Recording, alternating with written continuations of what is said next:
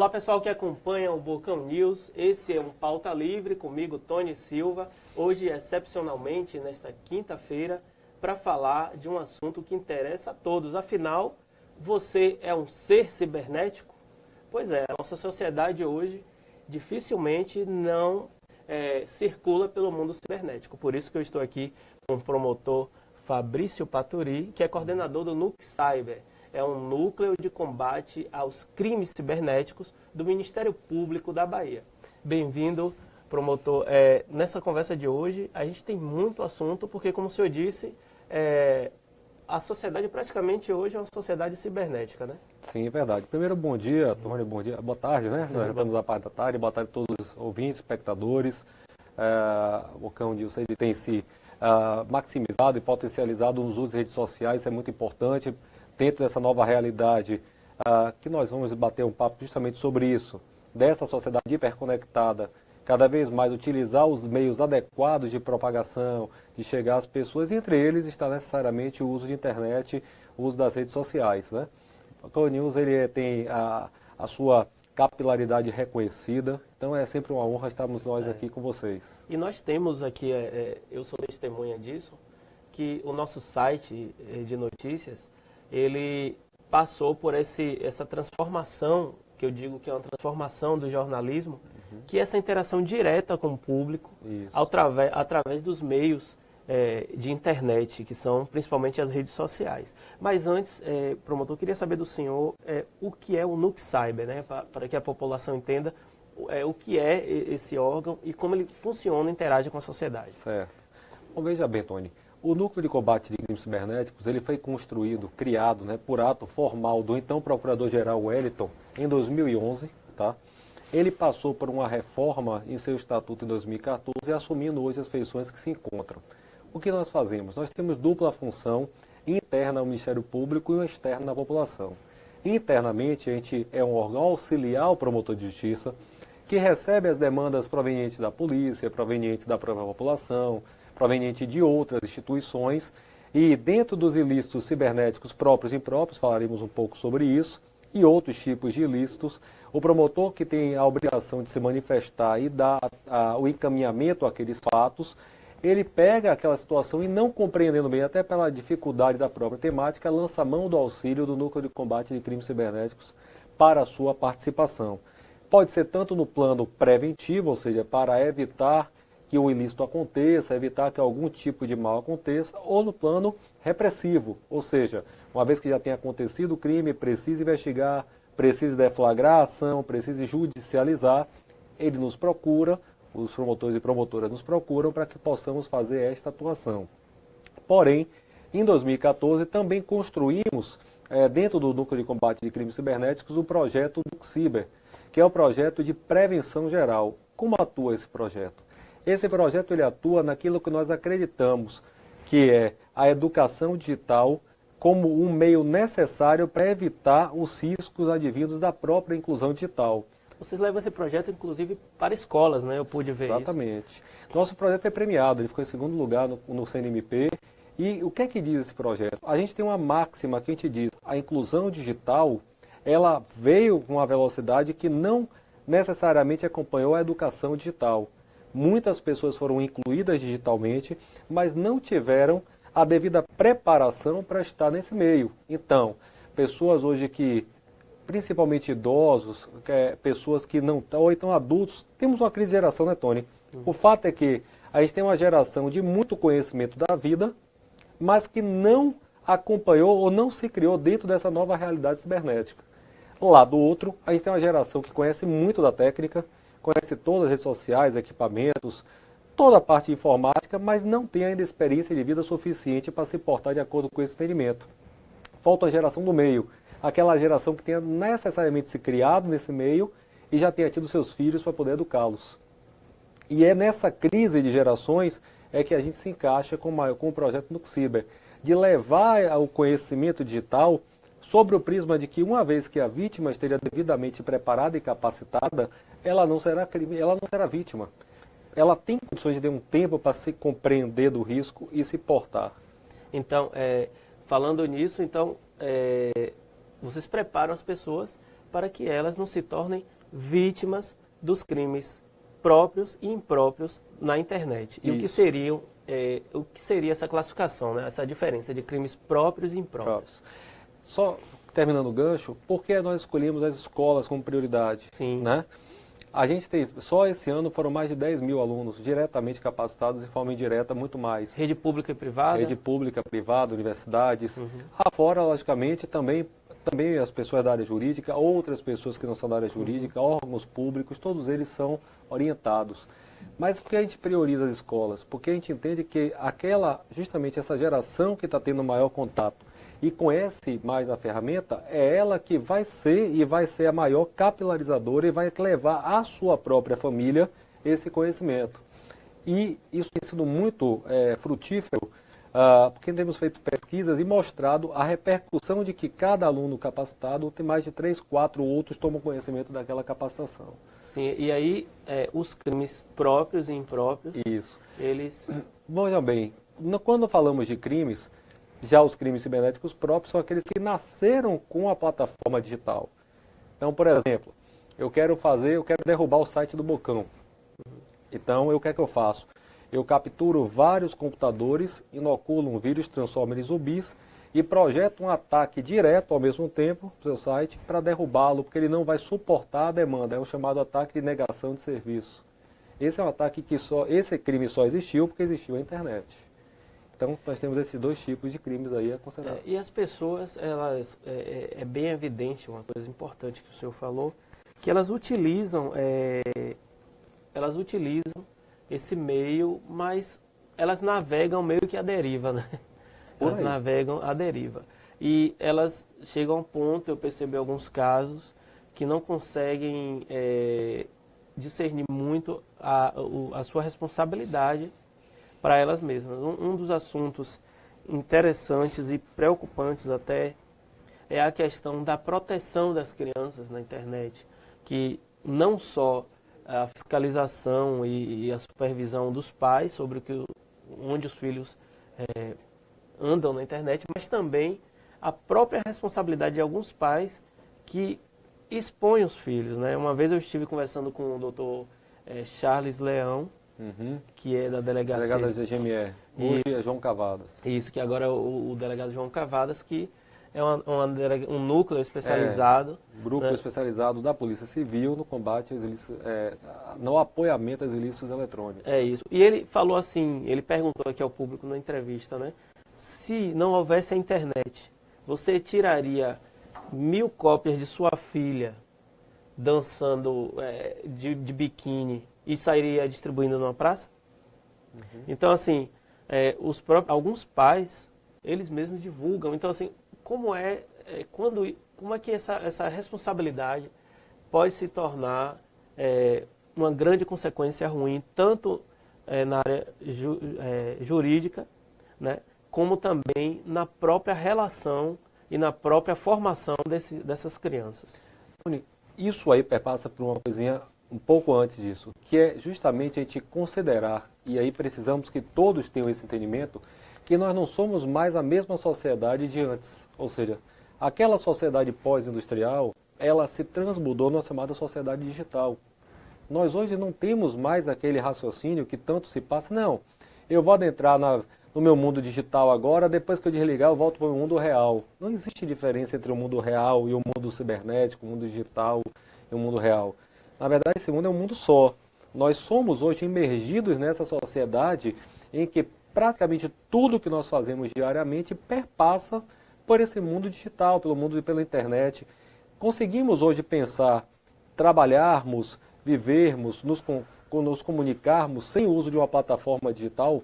É praticamente impossível. Desconecte a internet de seu mundo, desconecte o uso de equipamentos e veja o que é que nós conseguimos voltar a fazer. E basta ver agora os últimos ataques que foram tidos através do ataque de ransom, que paralisou praticamente o mundo inteiro no momento que você tirou o computador. Não tirou nem a internet, tirou o computador do funcionamento. Né?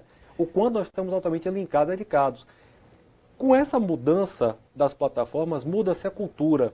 Então, o que é que acontece? O brasileiro ele é um povo naturalmente expansivo, naturalmente expositivo. E isso acontece desde sempre. Sempre se teve interesse de mostrar, etc. De todas as redes sociais no mundo, o brasileiro é o que mais se aparece, é o mais que se expõe, é o que mais é criticado, inclusive. Na época do Orkut, nós brincávamos que o brasileiro ele era o que mais causava aparições e situações em Orkut. Agora é o Face e assim vai outros. E aí, o que mais gosta de se expor, a verdade é essa. Exatamente, por aí. E aí a questão que aparece é essa.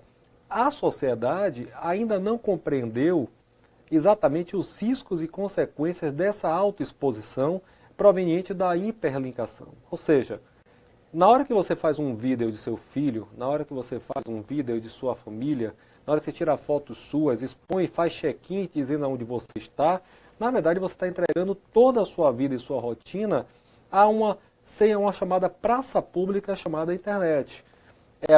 Da mesma forma que ele falou das fotos colocadas, eu sempre digo também um parâmetro, por exemplo, igual, você está na Praça do Campo Grande, de grande movimento.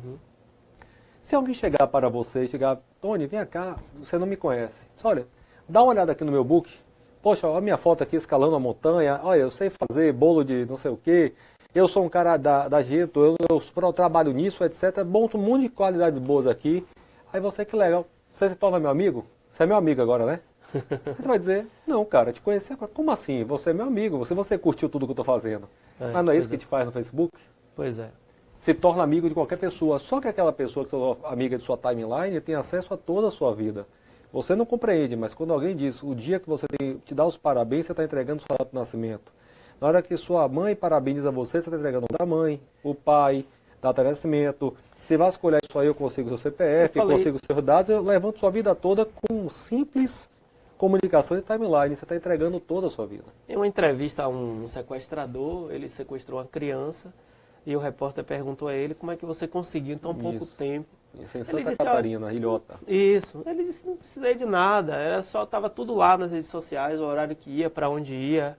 Partiu, fui para tal lugar, partiu, estou em tal lugar. O horário é muito fácil para um sequestrador hoje fazer um criminoso e chegar até a pessoa. Não é só sequestrador, qualquer um com um pouco de engenharia social e que saiba minerar esses dados. Porque, na verdade, essas redes sociais se monetizam assim. Eles querem que nós continuemos produzindo o máximo de informações possíveis.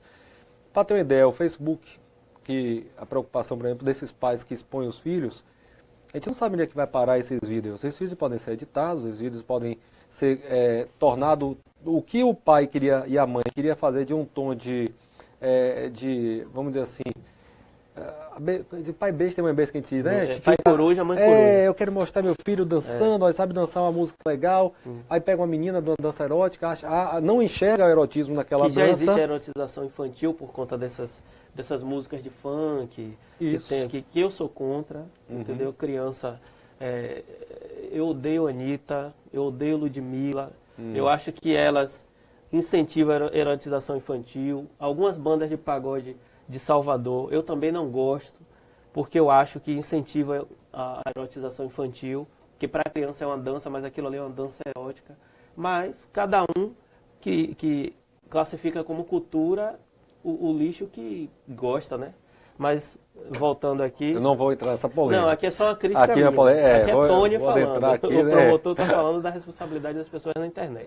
Até porque cabe ao Ministério Público a respeitar todos os tipos de cultura, tradição, etc. Então, a nós cabe defender qualquer tipo de manifestação cultural e cabe à sociedade fazer o filtro mas do controle. A minha pergunta para o senhor sobre crianças é o seguinte, né?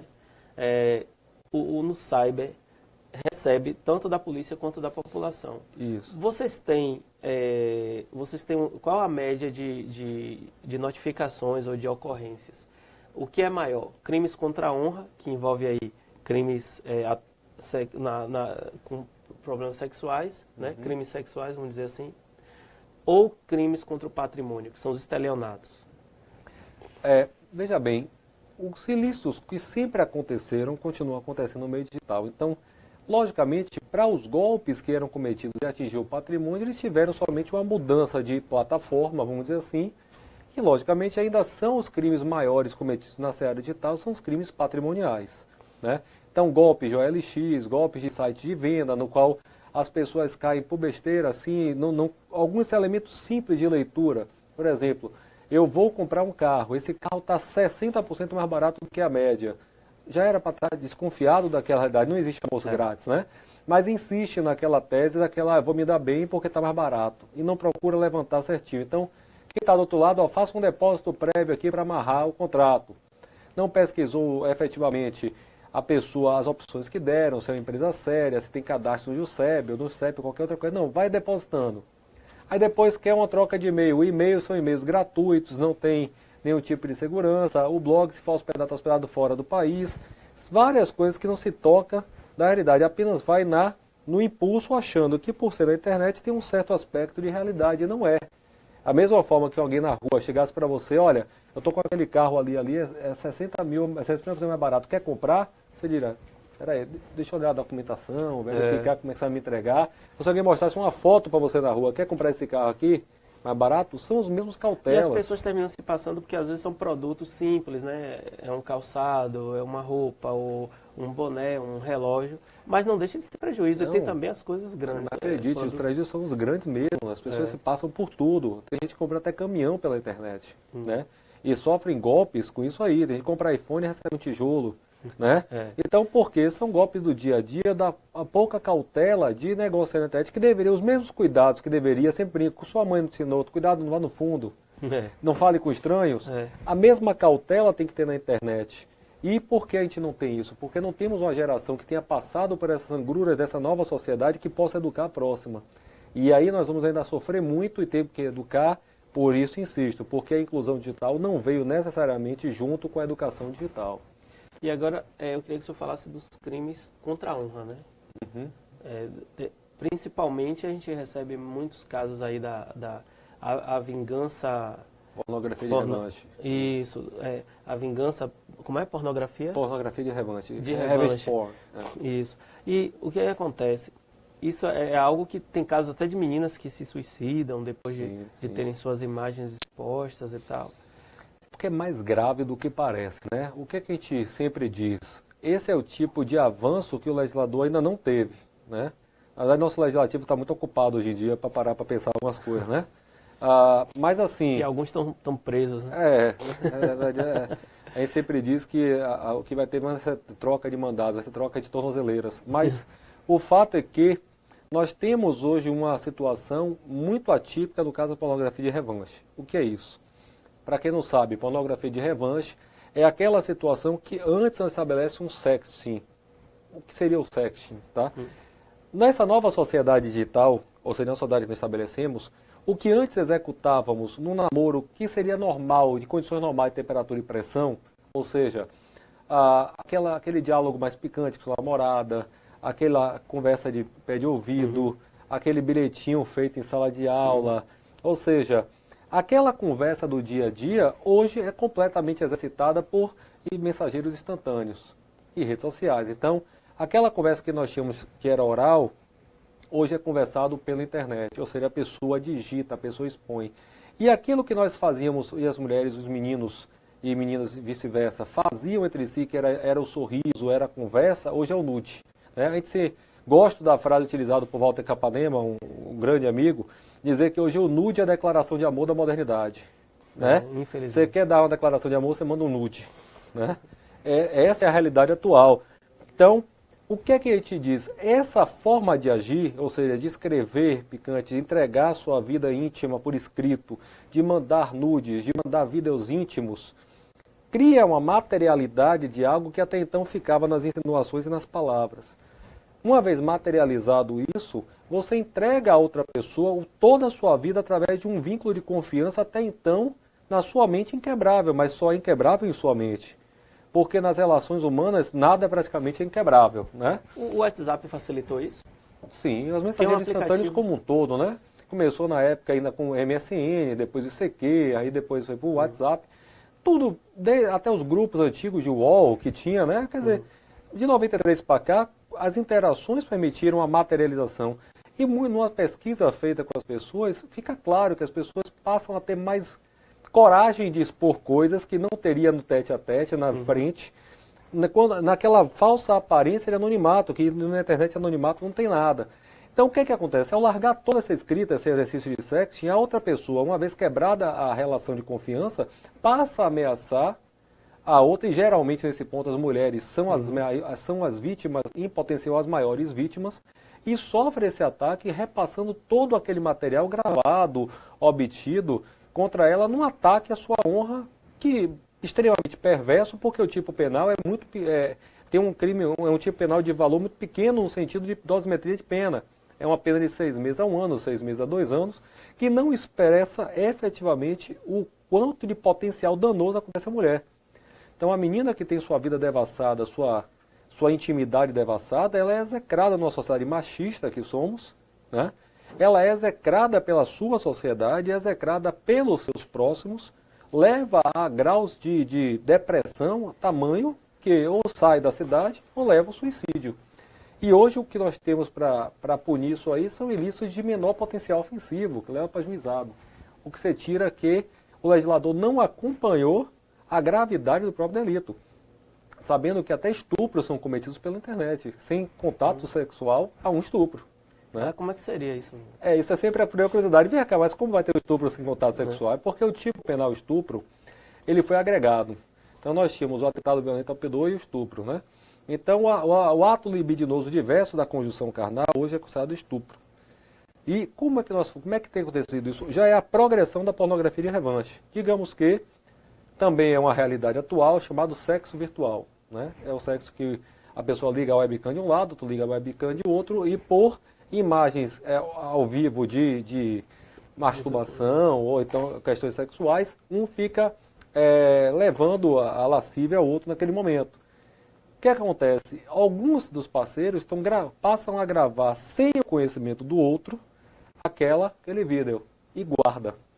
Quando termina o relacionamento, passa a ameaçar a pornografia de revanche. Vou divulgar, vou vazar na internet. É até uma coisa, se você colocar hoje na internet, coloca assim, vazou na rede, tem mais de 2 milhões de links. E tem um site específico que foi construído nos Estados Unidos para você punir seu parceiro que termina com você divulgando fotos na internet, somente. Então, para você ver como chegou a situação. Como é que você progride criminosamente com isso? Digamos que eu sou parceiro e a menina está parceira do meu lado, olha, terminamos o relacionamento, não quero mais fazer sexo virtual com você. Você não, você vai fazer sexo virtual comigo, porque se você não fizer sexo virtual comigo, eu vou divulgar todo o seu na rede. Aí passa o tipo penal, constranger alguém, mediante grave ameaça, a cometer ato libidinoso diverso da condição carnal. É o tipo penal, estupro. Vocês têm alguma relação com o SaferNet? Sim, os grandes amigos, Rodrigo e todos os demais da SaferNet, acho que talvez seja a ONG mais organizada e mais dedicada nesse cenário de crime cibernético do Brasil. Tem um trabalho realmente muito excepcional. O Thiago foi um dos fundadores, cofundadores, grande amigo. São excelentes e fazem um trabalho excepcional no Brasil como um todo. E a gente falava antes, e o abuso contra crianças na internet, eles são grandes... É um desafio enorme, né? Assim, tem os abusos que são... E eu queria até, desculpe interromper, eu abrir um parêntese aqui, que o nosso WhatsApp, como a gente conversava antes, é um grande, digamos assim, um grande termômetro e uma série de fontes, né, de informações. E o que acontece? As pessoas às vezes ficam revoltadas com algumas imagens de crianças, às vezes bebês sendo abusados e em relação sexual mesmo, né? Estupro, cenas de estupro, e mandam esses vídeos para cá, né, pra gente. Eu sei que é com a melhor intenção possível de que a polícia chegue até esses criminosos, né, que estão nas imagens ali e que estão gravando também.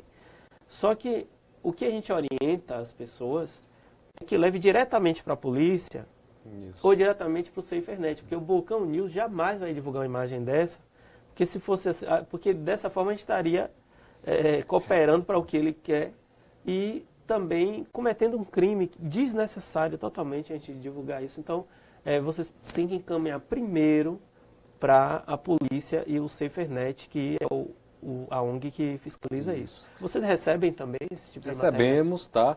A gente sempre diz o seguinte, mas nós somos um órgão para isso, recebemos e repassamos para as instituições sérias, o que for da Polícia Federal, passamos à Polícia Federal, o que for a Polícia Civil, passamos à Polícia Civil. Mas aí eu vou olhando para a câmera aqui, pedindo encarecidamente a toda a população, não repassem vídeos, não só de questões sexuais envolvendo menores, mas envolvendo nenhuma outra pessoa.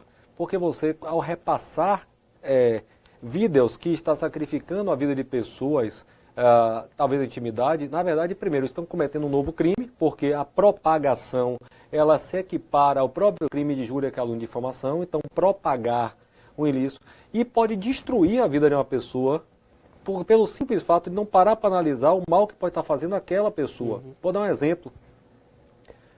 Aqui não tem nada a ver com sexo, mas voltamos já. No caso de uma senhora que vendia água no carnaval e que enchia as garrafinhas, estava enchendo a garrafinha.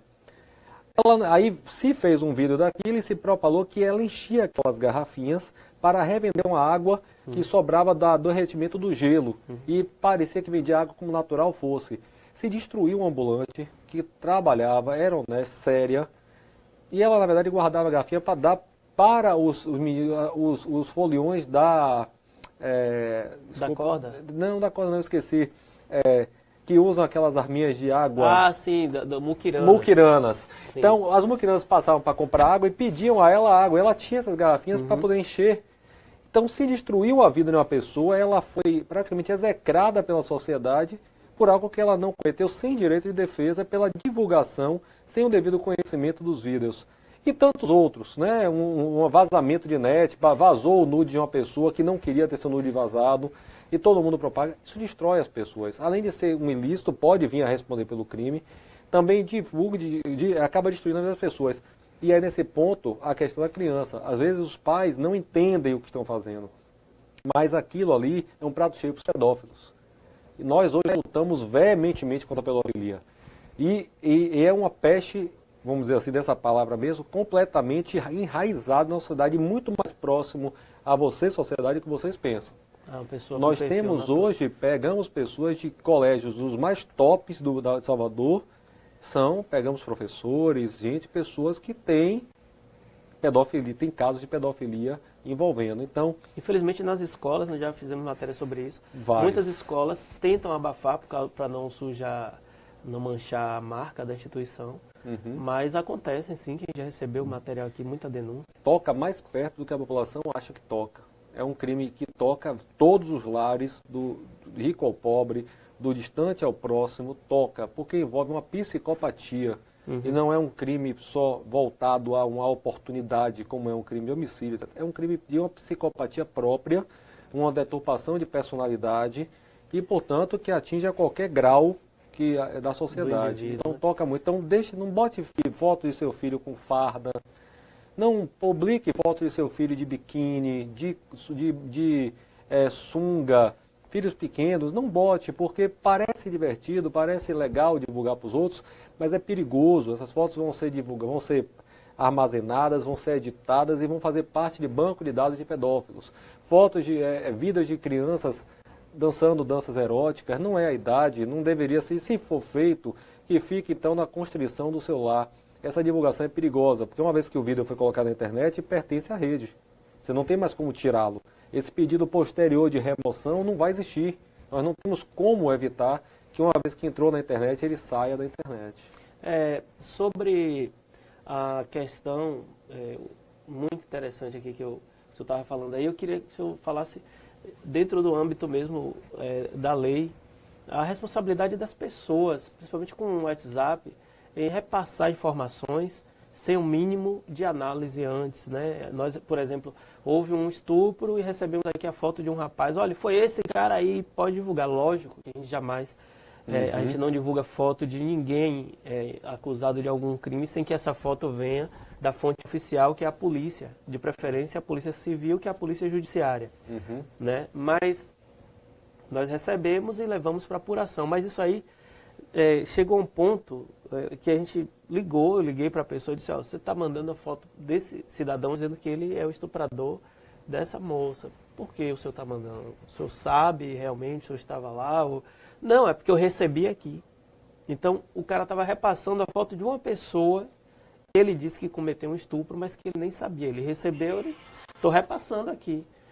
É por aí, né? É o que ele está dizendo. Então, qual a responsabilidade também daquelas pessoas assim que, toque de recolher agora aqui no bairro tal, às vezes não está tendo, às vezes a falta é de outro lugar, de outro dia, de outra situação. E aí, qual a responsabilidade dessas pessoas que, pelo que eu vi na Constituição, você criar pânico social, está enquadrado. Responsabilidade pública. O fake news é crime, né? Tem que deixar claro. Agora, a palavra da moda é fake news, né? O fake news. Parece que passou a ser uma diversão você inventar uma história e fazer colar, né? Tocar. Fake news é crime. Qualquer tipo de crime que envolva a honra de pessoas ou até mesmo da própria sociedade. Você pode atentar contra a incolumidade pública através de um pânico desnecessário, como foi o caso dos toques de recolher. Há tipo penal específico disso. Como também quando você destrói a vida de uma pessoa, de um grupo, né, social, inclusive podendo considerar crimes de racismo, crimes de outros que também são crimes que tocam muito o uso da internet. O que acontece, Tony, é o seguinte, vamos refletir um pouco antes da internet. Para você ter mídia, quais eram as mídias que nós tínhamos? Jornais impressos e revistas impressas. Televisão também. Televisão mais impressos, vídeo, bota com todo. Televisão, rádio, jornal e revista. Todos esses meios tinham uma redação, como você tem, etc., no qual existe um editor-chefe, um redator-chefe, que era responsável pela divulgação, ou seja, todo o filtro que era feito. Com a internet e as mensagens regionais, é a chamada Web 2.0, que é a nossa web atual, é a web colaborativa, todo mundo lança suas opiniões e jogam sem nenhum filtro central. Isso foi muito bom, mas também foi motivo para tornarmos praticamente 200 milhões de repórteres no Brasil, 200 milhões de especialistas, 200 milhões... Todo mundo opina sem nenhum freio e sem nenhuma prévia análise, e aí tem muita gente que sequer para analisar, numa verborragia digital. E aí, como é que se responde depois a isso? Responde dentro da lei. Você vai responder pelos seus excessos, por não ter... Não adianta dizer, mas eu repassei porque eu recebi. Não é bem assim. Você é responsável por tudo aquilo que você divulga, em qualquer lugar. Se você não analisa, se você encaminha as pessoas com cada senhora, cada estuprador, e depois essa pessoa, ela vem a ser processada por um dado falso, a pessoa responde por denunciação caluniosa. Então, tudo isso continua, os ilícitos continuam os mesmos. É por isso que é preciso a educação digital. É preciso, e graças a Deus agora passou recentemente, a educação digital como uma obrigação do Estado, está no Marco Civil, mas passar a integrar, inclusive, cadeiras escolares. A gente precisa começar desde cedo a educação digital, porque nós somos uma sociedade digital. Nós já estamos pertinho aqui do final, mas eu não queria que o senhor fosse embora sem falar de dois assuntos. O primeiro é essa questão de monetização, né?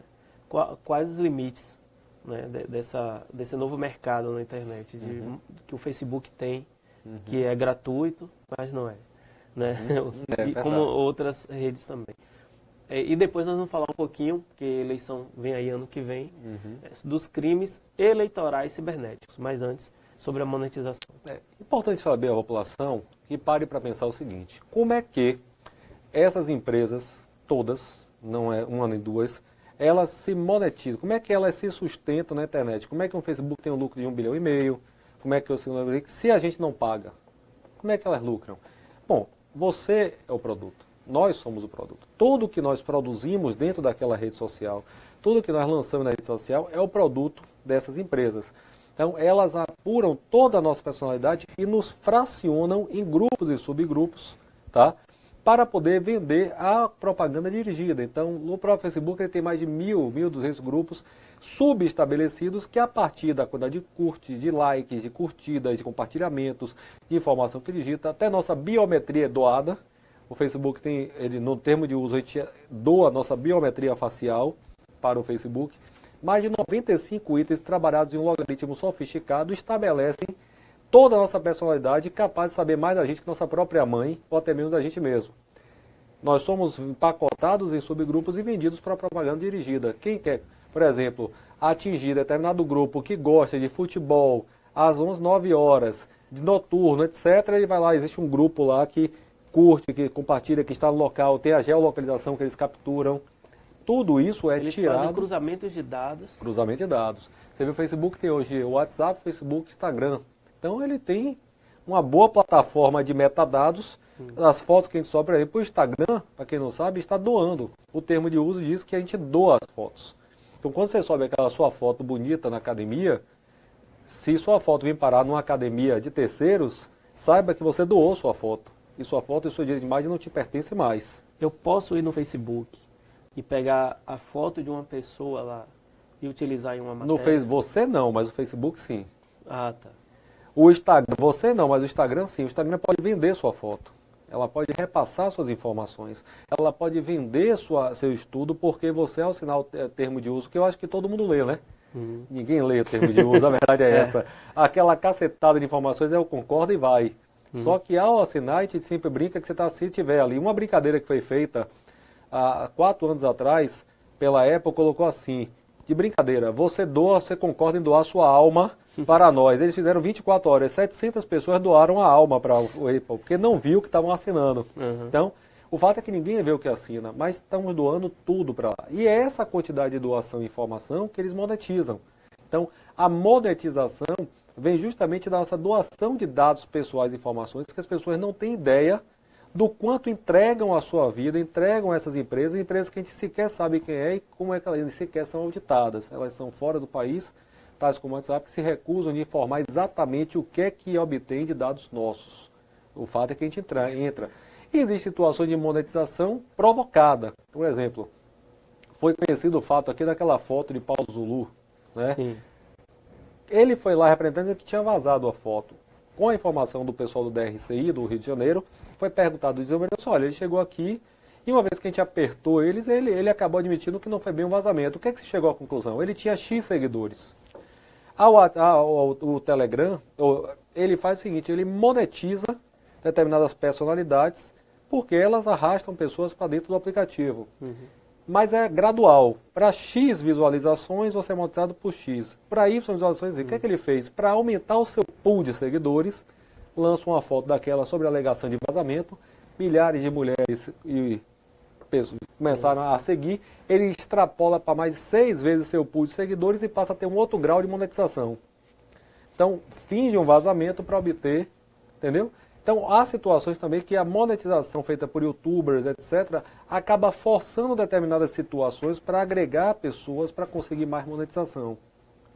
E esse mercado acaba impulsionando também, aí que a gente volta a dizer, alguns vídeos politicamente incorretos, algumas fotos politicamente incorretas, exploração da imagem de terceiros, tudo no afã de obter maior monetização. Então, são 2 cenários. Uma de tentando justamente agregar isso, eu faço um foco talvez eticamente questionável, e de outro lado, essas empresas que utilizam de todos os nossos dados pessoais.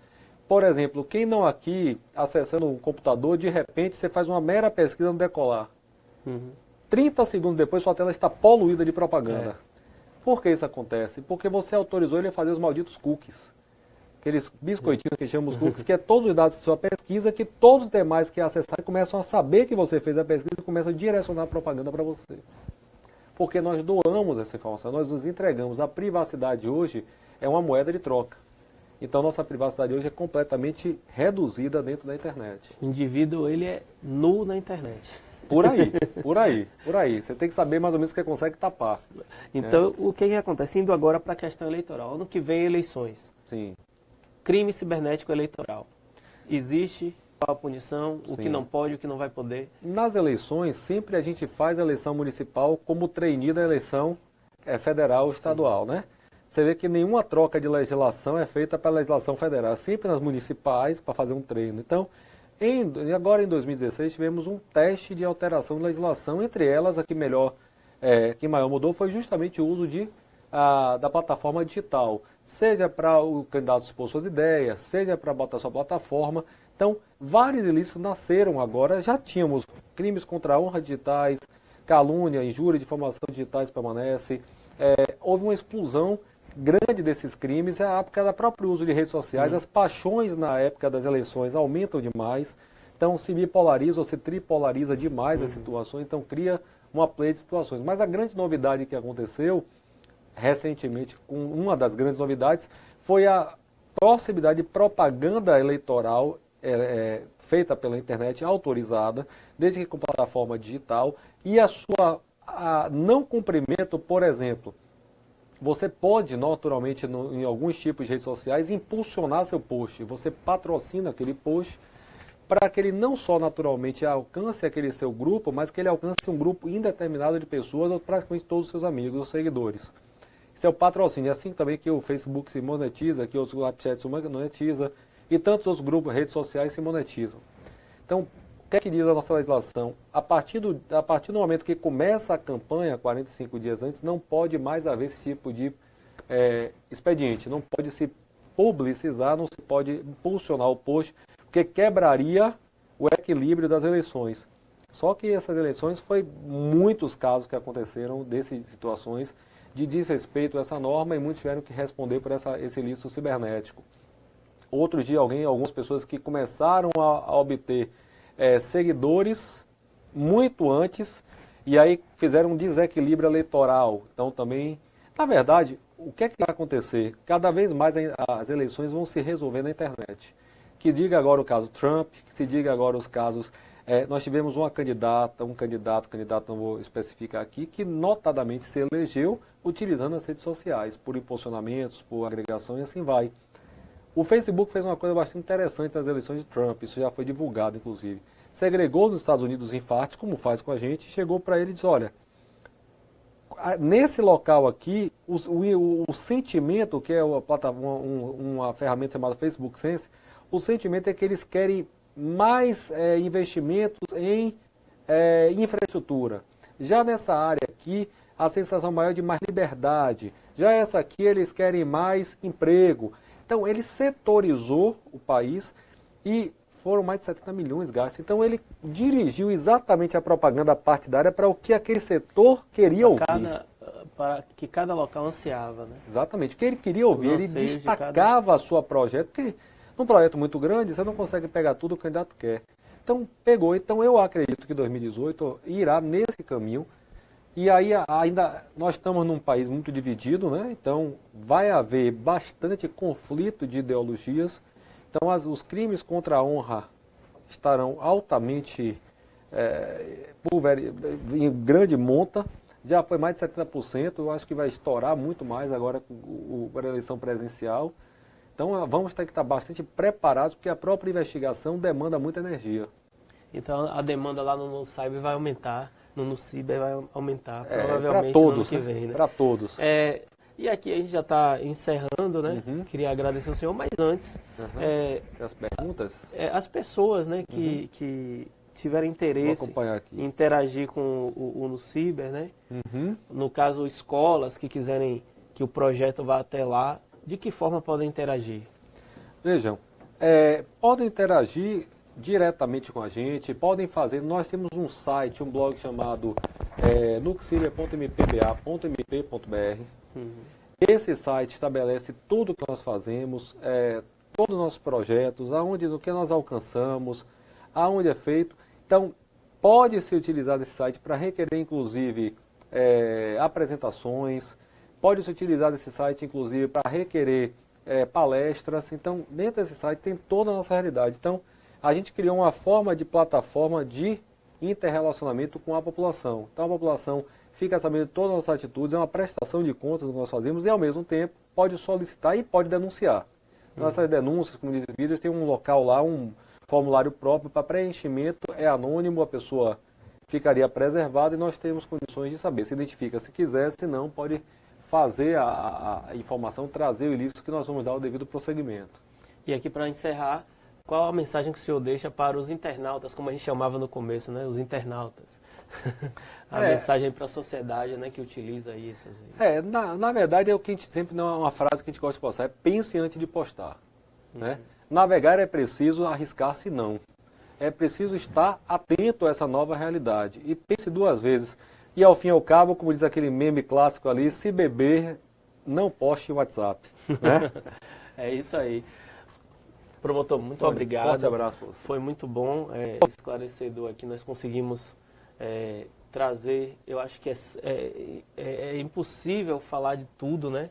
Nesse tempo aqui, mas outras vezes o senhor já está convidado desde já para que as pessoas interajam aqui com a gente e possam navegar de forma segura, né? Na internet, nas redes. Quem tiver interesse de se aprofundar no tema, Nós temos uma cadeira de capacitação, Direito Digital, na Baiana de Direito, inclusive iniciamos todo o semestre, cursos e turmas, é uma cadeira de 40 horas, é um lugar aí sim, para aprofundar, para discutir, para levar mais informações. Quem que se interessou dessa matéria está lá à disposição.